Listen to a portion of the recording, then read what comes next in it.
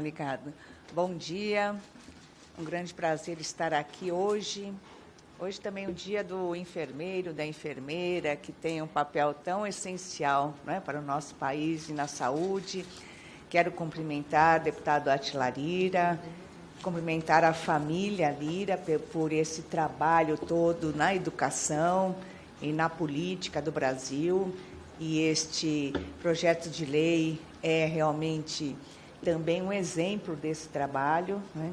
Quero cumprimentar o querido amigo Celso Nisquier, que conosco desenvolve uma luta pela educação, cumprimentar a todos que estão aqui presencialmente, no plenário Florestan Fernandes, agradecer a presença, Dr. Ricardo Martins, pela assessoria, pela luminosidade de suas ideias, e também aqueles que nos acompanham online, aí por todo o Brasil, né?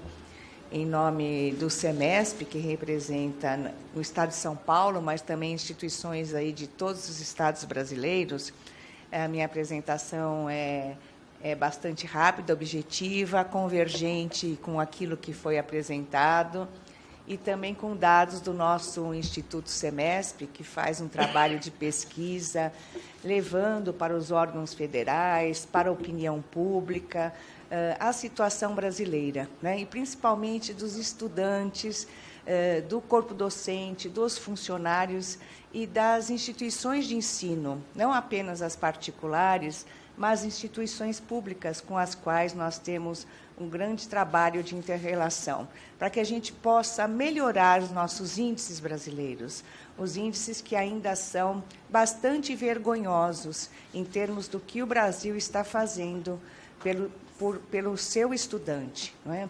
Mas que tem nas instituições particulares este grande parceiro, já que nós temos 87% das instituições de ensino mantidas pelas particulares.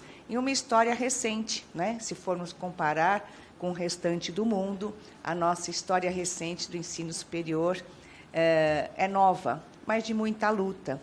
E queremos melhorar nesses índices e essas qualidades. E temos as soluções. Sabemos esse raio-x, essa radiografia, e temos as soluções. Então, eu vou pedir que eu reduzir também a minha apresentação, até porque muitos dados são convergentes. Então, programa de apoio nessa audiência pública com esse tema do Instituto SEMESP, e aqui presidente dessa entidade SEMESP e também da Universidade Santa Cecília de Santos, que completa esse ano 63 anos, representa muito o nosso ensino particular brasileiro também. Então, para o primeiro slide, lembrar, então, que eu gostaria que virasse que essa expansão do ensino superior, e aqui nós temos um breve histórico, não é? Que acontece, conforme eu falei, por conta da iniciativa privada. É um país que tem uma grande desigualdade social, não é? E demonstra que o país sempre precisou dessa política, não é?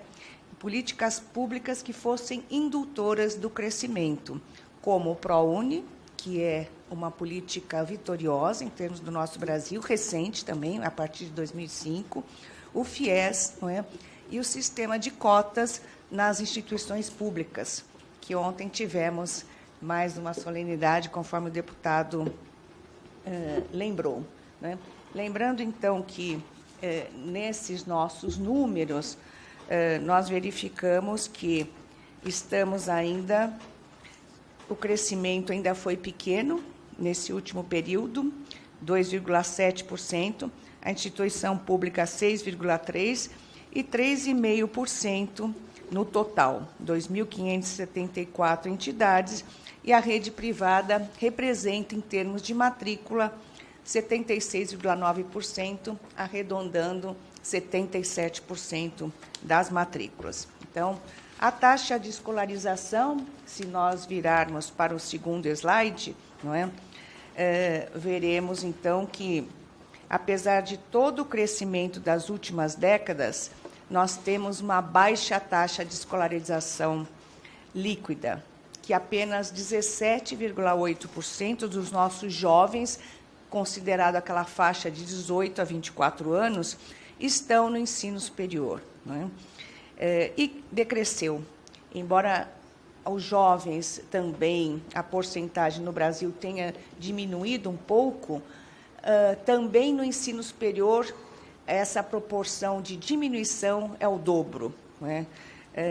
E, para piorar essa ausência dessas políticas públicas, razão da nossa audiência pública de hoje, tem provocado um recuo nessa taxa de escolarização, como já foi falado aqui, e nos distanciado ainda mais da nossa meta 12 do Plano Nacional de Educação, que seria atingir 33% até 2024. Nós estamos muito longe dessa meta. E temos que realmente fazer um amplo trabalho nacional para que a gente possa acolher todos os jovens que desejam estudar, mas não tem como fazer isso, pelo que foi mostrado aqui e que, mais uma vez, iremos. É interessante que algumas regiões, inclusive o Distrito Federal, ele, como vocês vão ver, ele está próximo de atingir essa meta. Há um outro estudo que o Instituto Semesp está se dedicando, porque essa taxa de escolarização ela diverge pelas regiões do país, né? E nós vamos estudar porque nós temos mais sucesso também nessas taxas em determinadas regiões do que em outras, né? Como eu falei no próximo slide, a realidade da população brasileira demonstra que não haverá desenvolvimento do ensino superior sem essa política pública que dê acesso aos mais carentes, que são a maioria na nossa população e também a maioria nas nossas instituições. Os dados da PNAD e IBGE demonstram, como foi falado, que 90% dos estudantes do ensino superior possuem renda de até 3 salários mínimos, sendo que, desses 90%, a metade, 45%, recebem renda per capita de apenas 1,5 salário mínimo. 1,5 salário mínimo e a maioria, 90%, até 3 salários mínimos.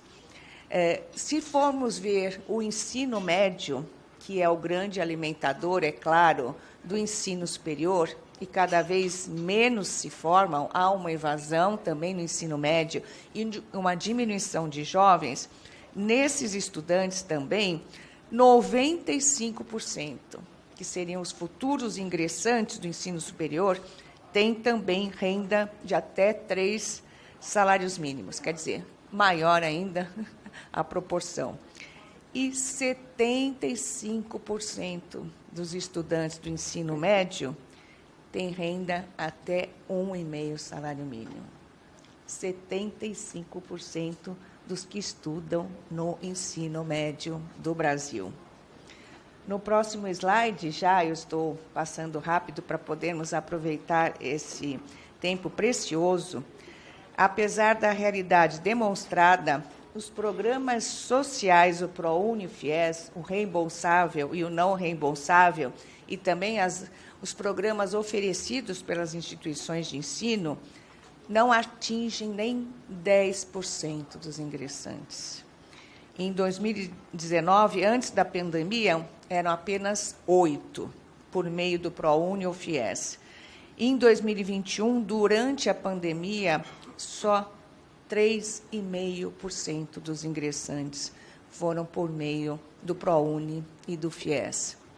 E levanto ainda também que, se nós tivéssemos um aumento desses programas, como, por exemplo, o que custa o ProUni ou o FIES, é um volume 80% menor para o Estado em relação às vagas do que gasta em universidades públicas.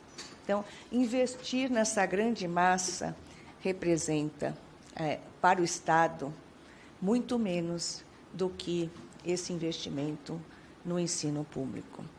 Então, seria possível atingir esse grande número de alunos que para do meio do caminho ou que nem começa, né? dessas três formas: pela política de cotas, que a gente sabe das instituições públicas, que a gente sabe a dificuldade que é aumentar esse investimento público, mas principalmente através de propostas como esse projeto de lei, de podermos realmente chegar à raiz do problema, à raiz da situação deste grande e maravilhoso Brasil. E passando, então, para a nossa conclusão, que é que, diante dessa realidade, se não houver essa política pública de acesso, nós vamos perpetuar um programa de ensino superior para poucos e uma população econômica ativa pouco formada, pouco escolarizada. Essa realidade não vai permitir que o país passe a ser um país com desenvolvimento científico, tecnológico, e, principalmente, a gente sabe que, dentro dos ODS, da educação que se quer para todos, a educação não serve apenas para um aumento de renda, não apenas para um aumento de empregabilidade do aluno e da sua família, mas também ela faz com que a gente possa ter pessoas mais tolerantes, que tenham mais saúde e também uma cidadania mais respeitada. Então, o financiamento estudantil é fundamental e ele não vai atingir os mais pobres, que dificilmente irão se endividar para poder estudar. Eles não têm como. A gente viu que, pelo que recebe, a renda per capita de cada aluno, cada família, não permite que ele possa se endividar. Essa é a grande situação. Nem ter solução de pagamento no futuro, né? Então, há um beco sem saída.